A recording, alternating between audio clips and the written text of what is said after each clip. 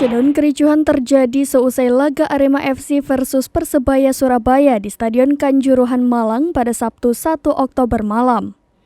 Hal ini lantaran para supporter nekat turun ke lapangan dan berbuat anarkis hingga polisi menembakkan gas air mata. Tak hanya di lapangan, gas air mata ternyata juga ditembakkan ke arah tribun penonton. Dalam video amatir yang direkam, salah satu penonton memperlihatkan detik-detik gas air mata menyasar ke arah tribun.